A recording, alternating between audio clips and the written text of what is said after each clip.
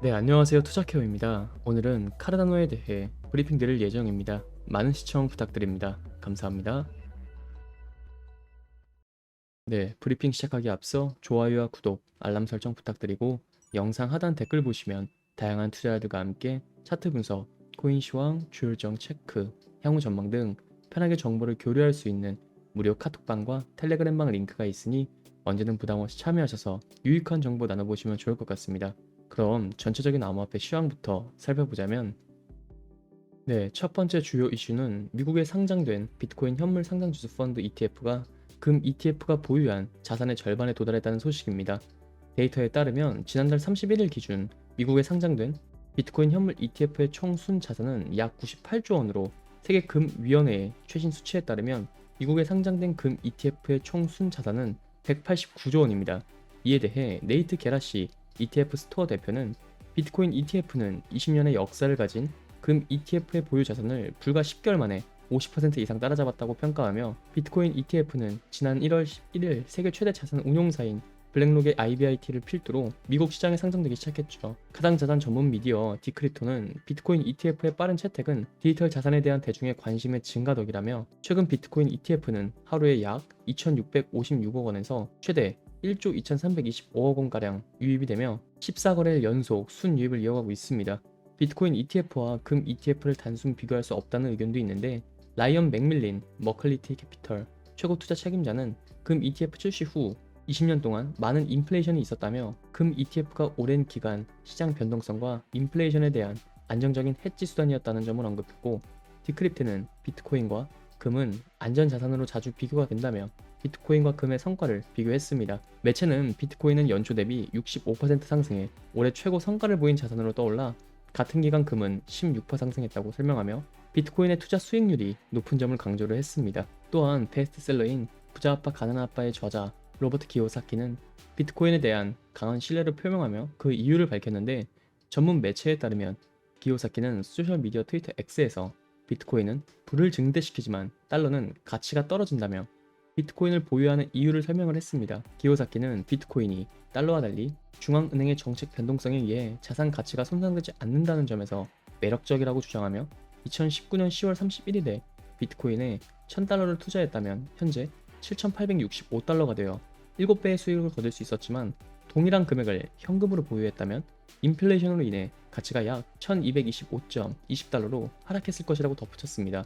기요사키는 비트코인을 금이나 은과 함께 부의 저장 수단으로 분류하지만 타이밍에 따라 투자 수익이 크게 다를 수 있음을 인정을 했는데 예를 들어 2019년에 동일하게 투자한 S&P 500 지수는 2배의 성장을 보였고 엔비디아에 투자했다면 약 27,000달러까지 상승했을 것이라고 언급을 했고 그러나 그는 비트코인을 미국 달러와 같은 법정 화폐와 비교하는 것은 부적절할 수 있다고 지적을 했습니다. 기요사키는 비트코인은 물가 상승 속에서도 자산을 보호할 수 있는 투자 자산으로 점차 자리 잡고 있다며 비트코인이 변동성이 크지만 향후 인플레이션 해지 수단으로 더욱 매력적일 것이라고 전망을 했습니다. 따라서 이러한 비트코인 관련 시황과 핵심 이슈가 카르다노를 포함한 다른 알트코인에 어떤 영향을 미칠지 생각해보며 카르다노의 최신 이슈 브리핑 드리자면 네, 첫 번째 소식은 암호화폐 분석가 알리 마르티네즈가 카르다노와 비트코인에 대해 낙관적인 전망을 밝혔습니다.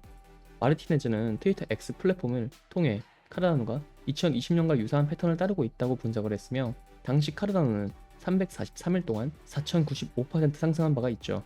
그는 미국 대선 후인 11월 18일 경부터 카르다노의 급등 가능성을 언급하며 2025년 9월까지 시장 최고점에 도달할 수 있다고 내다봤는데 비트코인에 대해서도 긍정적인 입장을 보인 마르티네즈는 시장 가치 대 실현 가치인 MVRV 비율을 기반으로 비트코인이 단기적으로 16% 추가 상승할 수 있다고 전망하며 MVRV는 비트코인의 평가 여부를 판단하는 지표로 그는 현재 MVRV가 약 0.5 표준 편차에 위치해 비트코인이 저평가되었음을 시사했고 비트코인이 75,500달러를 넘을 경우 MVRV 가격 밴드에 따르면 다음 목표가 84,200달러가 될 수 있다고 덧붙였습니다. 마르티네즈는 11월이 비트코인에게 강세를 보이는 경향이 있다며 과거 11년 동안 63% 확률로 플러스 수익률을 기록했다고 강조를 했습니다. 이번 전망은 암호화폐 투자자들에게 중요한 지표가 될 것으로 보이네요.